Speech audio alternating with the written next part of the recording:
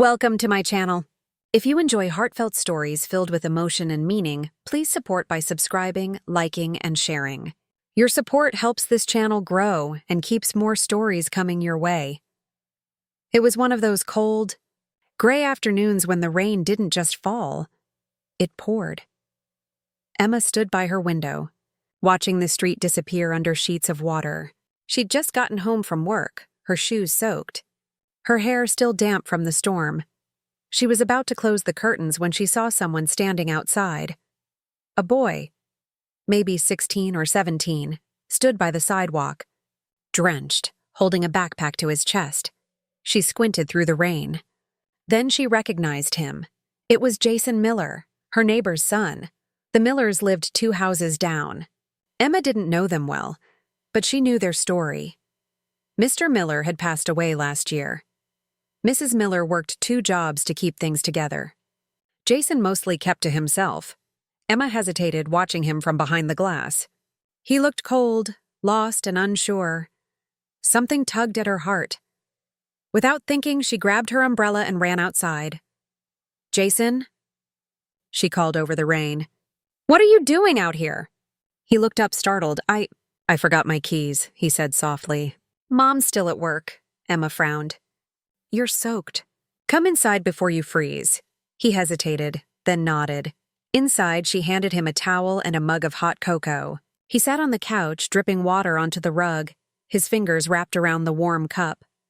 "Thank you," he said quietly. "I didn't mean to bother you." "You're not bothering me," Emma said. "It's just rain. We'll dry you off and wait until your mom's home." Jason gave a small smile. "Okay." They sat for a while, listening to the rain against the windows. Emma asked about school. Jason talked about trying to keep up with classes and helping his mom around the house. He spoke quietly, but there was something honest and gentle in his voice. Emma listened, feeling something soft stir inside her, a mix of care and sadness. When the rain stopped, Jason stood. "Thanks again," he said.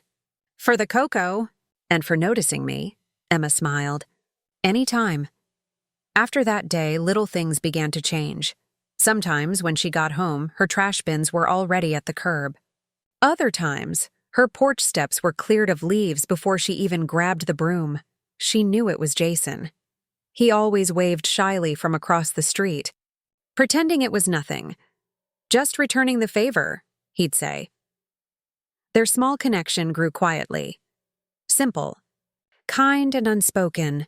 Then one evening, about 2 months later, came another knock on her door. When Emma opened it, Jason stood there again, but this time his eyes were red. "Jason? What happened?" she asked quickly. He took a shaky breath. "My mom, she's in the hospital." "Car accident." Emma's heart dropped. "Oh no," he nodded, fighting tears. "They said she'll be okay, but I don't know what to do." "Get your jacket," Emma said gently. "I'll drive you." They rode to the hospital in silence, the sound of the wipers filling the car. At the hospital, Jason sat beside his mother's bed for hours. Emma waited quietly in the hallway, letting him have his time. When they finally left, the sky was pale and heavy with clouds. Jason looked at her with tired eyes. "I don't know what I'd do without her." Emma placed a comforting hand on his shoulder. "You won't have to. She's going to be okay. And until she is, you're not alone, Jason." He looked at her then, really looked, and nodded. Something changed between them that night. Something quiet, real, and unspoken. But Emma didn't yet know that what started as a simple act of kindness would soon change both, their lives forever. The next few days after the accident were heavy and uncertain. Jason's mother had broken her leg and a few ribs. The doctors said she would recover, but it would take time and rest. Emma visited the hospital with Jason every evening after work. She brought soup, books, and a calm presence that helped when everything felt too much. Mrs. Miller always smiled faintly and said, "You don't have to do all this, Emma." But Emma would just shake her head. "You'd do the same for me." When Mrs. Miller was finally discharged, Jason looked exhausted. Between school, errands, and taking care of things at home, he had little time to breathe. One evening, Emma saw him sitting on his porch steps, head in his hands. She walked over quietly. "Rough day?" He looked up, managing a small smile. "You could say that. Mom's resting, but I've got homework, groceries, dishes. Feels like there aren't enough hours in the day." Emma hesitated for a moment. Then she said softly, "How about I make you both dinner tomorrow?" "Just something simple." He blinked in surprise. "You don't have to, I want to," she said. "It's just dinner, Jason." The next evening, she cooked lasagna and brought it over. The smell of melted cheese filled the little kitchen, and for the first time in a while, the house felt warm and full. Mrs. Miller laughed quietly, saying it reminded her of when her husband was alive, back when neighbors always looked out for one another. After dinner, as Emma was washing the dishes, Jason leaned against the counter. "You really didn't have to do this," he said again. "I know," she smiled, "but sometimes it's nice to help someone who deserves it." He was quiet for a moment, watching her. "Most people don't notice when others are struggling." "I do," she said softly. "Maybe because I've been there too." Their eyes met for a moment, brief, but full of something neither of them could name. From then on, their evenings grew into small routines. Jason would stop by Emma's porch after school to tell her about his day. Sometimes they'd drink tea and talk about dreams, his plans for college, her love for photography, the things they missed in life. They shared laughter and small stories that slowly became the highlight of both their days. But Emma couldn't ignore the tiny voice in the back of her mind. She was older. Not old, but older than him by at least 10 years. Their friendship was innocent, pure, but she knew how the world could twist things. One evening, she tried to pull back a little. When Jason came by, she said gently, "You should spend more time with your friends." "Jason, you don't need to check on me every day." He frowned slightly. "It's not about checking on you, I just like being here." "Still," she said, trying to sound light. "You're young. You should enjoy it." He smiled, but it didn't reach his eyes. "Maybe I enjoy it right here." Emma's heart softened and ached at the same time. That night, she stood by the window, watching him walk back home through the soft glow of the streetlight. She didn't know what it meant, this quiet bond between them. But she knew it was something she hadn't felt in a long time. Then, one Saturday morning, there was a knock at her door again. It was Jason, holding a box in his hands. "What's that?" she asked, smiling. He grinned. "You always bring food over. I thought I'd return the favor." Inside the box were blueberry muffins, uneven, slightly burnt, but smelling wonderful. "You made these?" she asked. "Yeah," he laughed. "They don't look great, but they're edible." She laughed too, a warm, honest laugh that filled the kitchen. They sat together, eating muffins, talking about everything and nothing. It felt like home, but just as the moment felt perfect, Emma's phone buzzed on the table, a message from her boss. Her job might be moving her to another city, over 3 hours away. She froze. The words blurred on the screen. Jason noticed. "Everything okay?" She forced a smile. "Yeah, just work stuff." But her heart sank. Because for the first time in a long while, she realized she didn't want to leave, not because of the job, because of him. Emma didn't sleep much that night. She kept replaying the message in her mind. "We may need you to relocate by the end of next month." It wasn't official yet, but it felt like a storm cloud forming on the horizon. The next morning, she sat on her porch with her coffee, watching the fog lift from Maple Street. Across the way, Jason was mowing the lawn, his hair messy, his shirt slightly too big. He looked young, free, and alive, everything she wasn't sure she'd be again if she left. When he noticed her, he waved. She waved back and tried to smile, but something in her chest ached. Later that afternoon, she went inside and opened her laptop. She stared at the email draft for a long time, her fingers hovering over the keyboard. She could tell them she didn't want to go. She could ask to stay. But then what? Would it make sense to stay behind because of a neighbor's son? Someone who wasn't even really part of her life before that rainy night? Still, when Jason knocked on her door later that day, her heart skipped the same way it always did. "Hey," he said. "Mom's doing better. She wanted to invite you for dinner tomorrow." Emma smiled. "That sounds lovely." He grinned, then looked at her curiously. "You okay? You seem quiet. Just tired," she said softly. "Work's been busy." He nodded, though he didn't seem convinced. That night, Emma lay awake again, listening to the crickets outside. She didn't know how to tell him she might be leaving, and part of her didn't want to. The next evening, she went to the Miller's house. Mrs. Miller was cheerful, hobbling a little but smiling wide.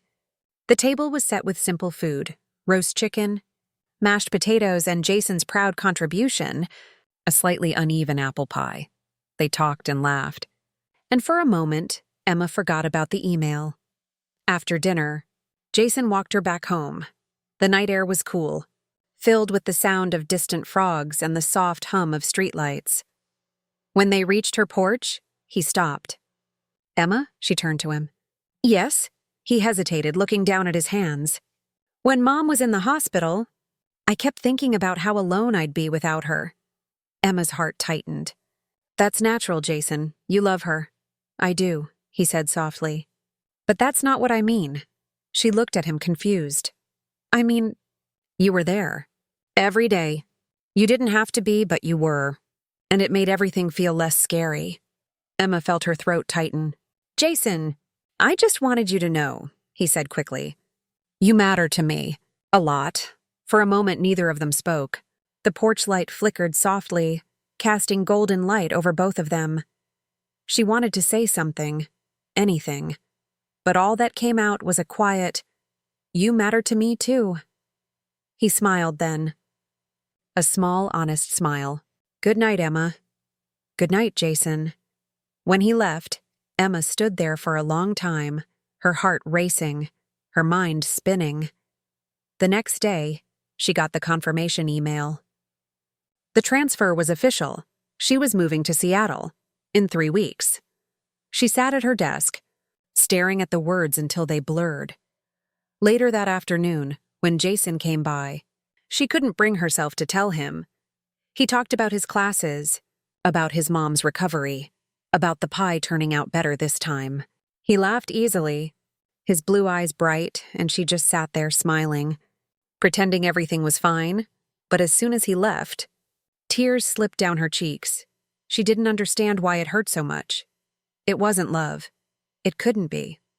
But it was something close enough to make her wish the rain would fall again, just so she'd have an excuse to stay inside, safe in that small, quiet world they'd built.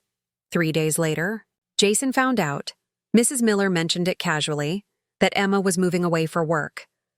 That evening, he came to her door, his face pale, his voice quiet. "Is it true?" he asked. "You're leaving?" Emma took a deep breath. "Yes, I didn't know how to tell you." He nodded slowly, his jaw tightening. "When?" 3 weeks. For a long moment, he just stood there, staring at the ground. Finally, he said softly, "I guess I should be happy for you, Jason." But he shook his head, forcing a smile. "It's okay, I get it. People leave." And before she could say anything else, he turned and walked away into the fading light. That night, for the first time since that rainy day, Emma wished she hadn't opened the door at all, because saying goodbye to someone she never planned to care about hurt more than she ever expected. The days that followed felt heavy. Emma went through the motions of packing, folding clothes, boxing up dishes, and trying to convince herself that leaving was the right choice. But every time she passed by the Miller's house, her heart twisted. The curtains were always drawn now. Jason didn't wave anymore. He wasn't avoiding her out of anger. She could tell. It was something quieter, a kind of sadness that matched her own. One evening, she stood on her porch holding a small box of cookies she'd baked. She thought about taking them over as a peace offering, but her feet wouldn't move. Instead, she sat on the porch steps, watching the sky darken. That's when she heard footsteps. Jason was walking down the street, hands shoved in his pockets. When he saw her, he hesitated. For a second, it looked like he might keep walking. Then he sighed and turned toward her. "Hey," he said softly. "Hey," she replied, standing up. "I was hoping I'd see you." He nodded, eyes on the ground. "I've been busy," she smiled gently. "I figured." They stood in silence for a moment, the air between them full of everything neither of them knew how to say. Finally, Emma spoke. "I wanted to tell you in person. I'm really going to miss you, Jason." He looked up then, and she saw the glint of tears in his eyes. "I'll miss you too," he whispered. Emma's throat tightened. "You've been such a big part of my life these past few months. You probably don't even realize how much." Jason gave a small, sad smile. "I do. You helped me through things I didn't think I'd survive. And you reminded me what it means to care again," she said quietly. The wind picked up, rustling the leaves around their feet. "I wish things were different," he said.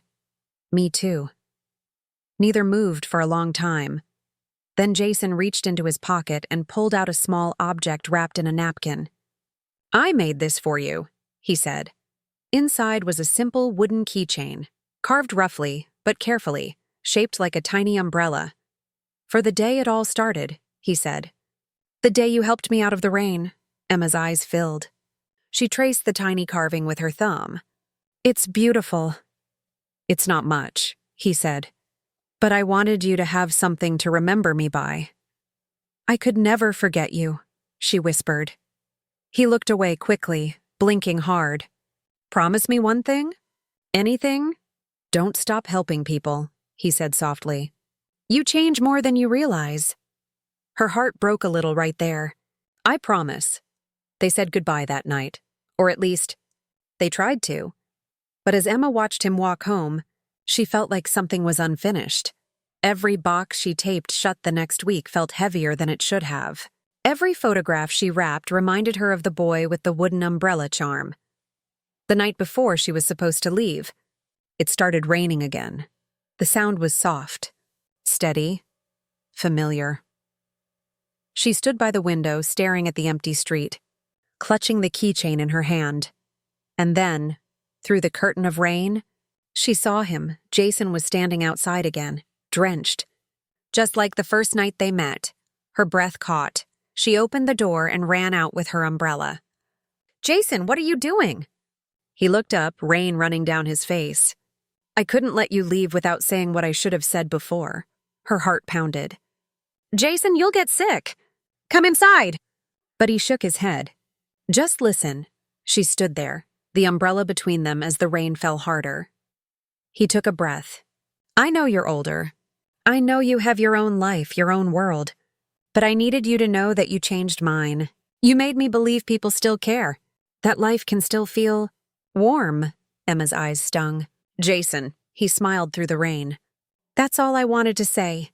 And before she could answer, he stepped back, turned, and walked away, disappearing into the storm. She stood there for a long time, soaked to the bone, clutching the umbrella keychain in her hand.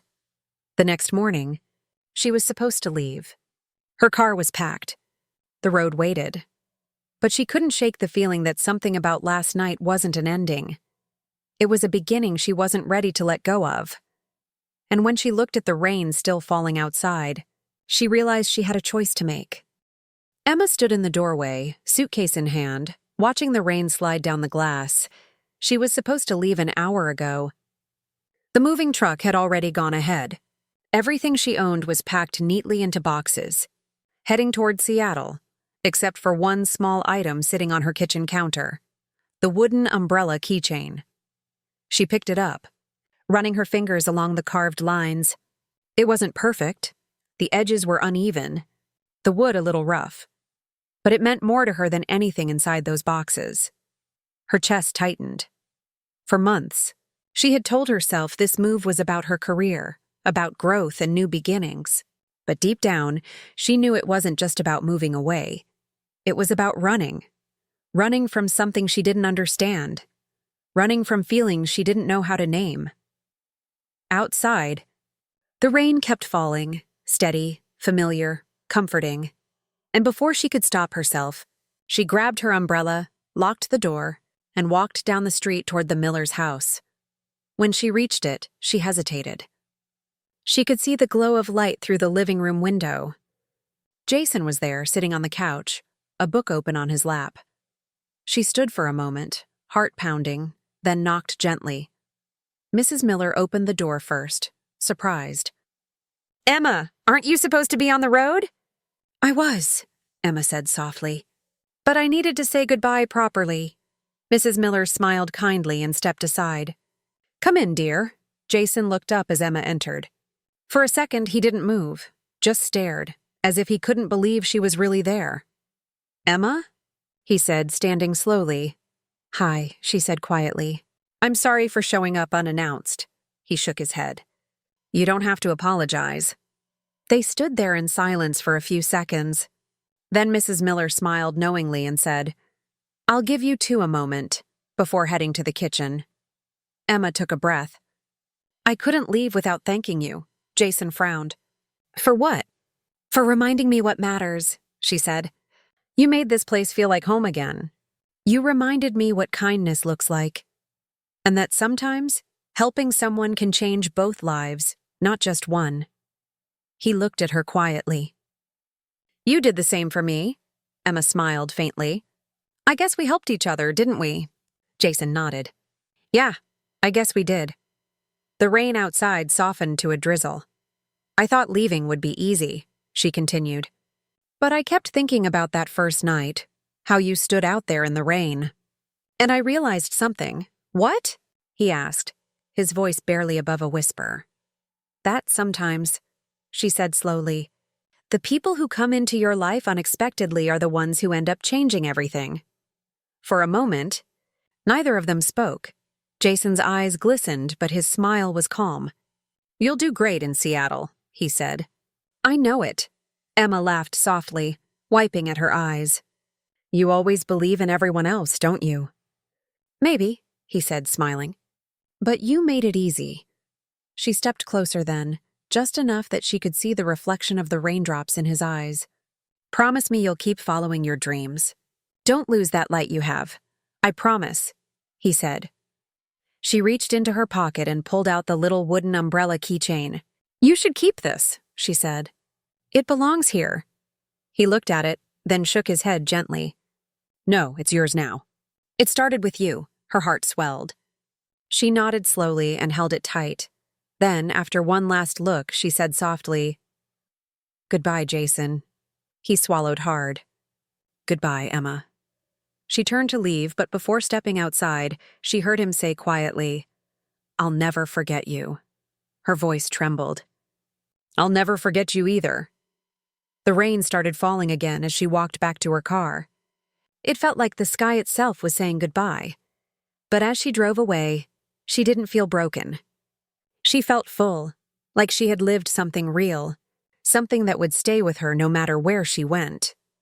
And though miles stretched between them in the weeks that followed, Emma carried that feeling, that memory of kindness, connection, and quiet understanding, wherever she went. Sometimes, when it rained, she would stop what she was doing, look out the window and smile. Because no matter how far she traveled, part of her heart would always remain on that little street, where one rainy afternoon changed everything. Months passed. Seattle was beautiful. Tall buildings, ocean air, coffee shops on every corner. Emma's new apartment had a view of the water, something she'd always dreamed of. But sometimes, when the rain fell softly against the window, she'd close her eyes and imagine Maple Street. The porch swing, the smell of pine, the sound of Jason's quiet laughter drifting through the evening air. She missed it more than she expected. Work kept her busy, and people were kind. But it wasn't the same. Nothing felt quite as warm or genuine as those small, simple moments she'd left behind.